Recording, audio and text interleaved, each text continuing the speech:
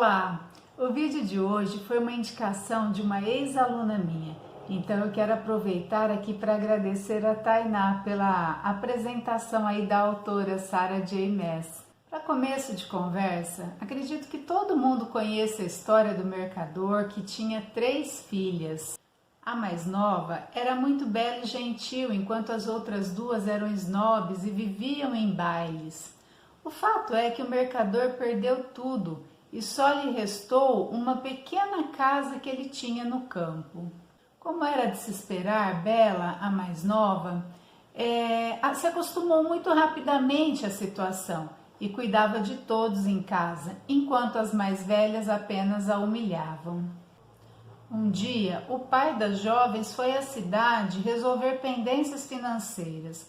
Voltou tão pobre quanto antes, mas no meio do caminho se perdeu, chegando a um palácio magnífico, e ele encontrou um jardim de onde ele apanhou uma belíssima rosa com a intenção de levar a Bela. E é nesse momento que surge uma fera terrível, dizendo que iria matá-lo pelo roubo. O pai das meninas, apavorado, pediu perdão, mas a fera disse que só lhe perdoaria e lhe pouparia da morte se uma de suas 3 filhas fosse de livre e espontânea vontade morar com ele no palácio. Ao chegar em casa, muito triste, o pai entrega a rosa a Bela, mas diz que aquela rosa havia custado muito caro. Imediatamente, como uma moça bondosa que era, Bela aceita se sacrificar pelo pai e ir morar no palácio com a fera. E chegando lá, ela é tratada como se fosse uma rainha. A fera era uma criatura muito entediada, mas também generosa, e quando Bela olhava para ela, via além de seu aspecto físico, via quem ele realmente era. Pois bem, esse é um clássico dos contos de fada. Trata-se de A Bela e a Fera. E é muito nítido que a autora Sarah J. Maas se inspirou nesse clássico para escrever seu livro Corte de Espinhos e Rosas, da editora Galera.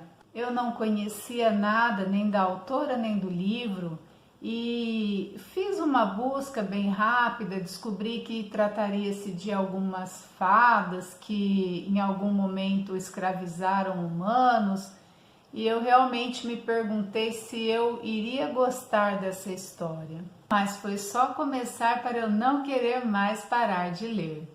Assim como o mercador de A Bela e a Fera, o pai de Feira, a protagonista, também havia perdido toda a sua fortuna. E agora eles viviam em um casebre. A poucos dias de distância existe uma muralha que separa o mundo dos humanos dos feéricos, que são um tipo de criaturas mágicas. E foram essas criaturas que num passado remoto escravizavam os seres humanos. Nesse passado houve uma guerra muito intensa e foi aí que ficou determinado que esses 2 mundos seriam separados e os feéricos seriam proibidos de manter esse tipo de escravidão. Aqui então nós temos uma imagem desse lugar mostrando os reinos mágicos e a pequena extensão de terra que havia ficado para os humanos. No livro, Feira, uma moça de 19 anos, havia prometido para sua mãe em seu leito de morte que cuidaria das 2 irmãs, Ellen e Nesta, e também de seu pai.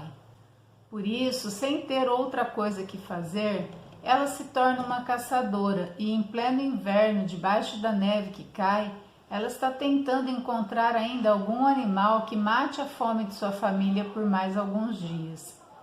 Até que encontrou não um, mas 2 animais, uma corça e um lobo enorme, ao qual matou na dúvida se seria apenas um lobo ou se seria um feérico. Quando encontra aquele animal enorme, Feira precisava tomar uma decisão. E de acordo com a sua habilidade de caçadora, ela atira a flecha assim que ele abate a corça. Mas a garota vai precisar pagar um preço muito alto por essa atitude. Será uma vida por outra vida. E assim, Feira é obrigada a ir morar com uma fera que invade seu casebre em busca do assassino de seu amigo feérico. É a partir daí que a história ganha mais ritmo e começa a nos prender pelo seu dinamismo, pelos conflitos internos dos personagens e pelas ações que vão se desenrolando. Essa fera é Tanlin, um grão-senhor, um tipo de um governante de um reino chamado Corte Primaveril. Feira fica sem entender o propósito daquilo, principalmente quando é convidada todas as noites a jantar com aquela criatura perigosa e mal-humorada. Na história também encontramos Lucien, sempre companheiro de Tanlin, outro férico, forte, bonito e arrogante, que tem uma cicatriz no rosto e um olho que aparentemente é de vidro. E fará parte ainda dessa história um outro misterioso personagem feérico. Rysand será fundamental para a história, juntamente com uma vilã, uma mulher que geralmente é mencionada na história com muito medo pelos outros personagens. Eu gostei muito da forma como a autora conta a história. É uma narrativa dinâmica, tem ação o tempo todo, os personagens são interessantes. Principalmente gostei de como a protagonista é bem construída. Ela é forte, determinada, coerente. Os personagens feéricos masculinos são fantasiosos, são másculos, fortes. Eles trazem uma mistura contrastante de arrogância com gentileza. A história é narrada em primeira pessoa, o que torna o nosso conhecimento a respeito dos mistérios que rondam aquele lugar bastante misterioso, porque nós só sabemos o que a protagonista sabe, só apenas o que ela percebe. Mas talvez esse seja justamente o charme da história, porque a princípio parece que as coisas nem fazem tanto sentido, mas depois elas começam a ser explicadas. E aí dá até aquela vontade de começar a ler tudo de novo para tentar encontrar o que nós deixamos passar. Pritcham, onde Feira vai morar, é um lugar maravilhoso com uma natureza encantadora, pássaros cantando, comida farta e um palácio magnífico. Mas percebe-se que há algum tipo de problema ocorrendo ali e algumas questões vão surgindo na nossa cabeça.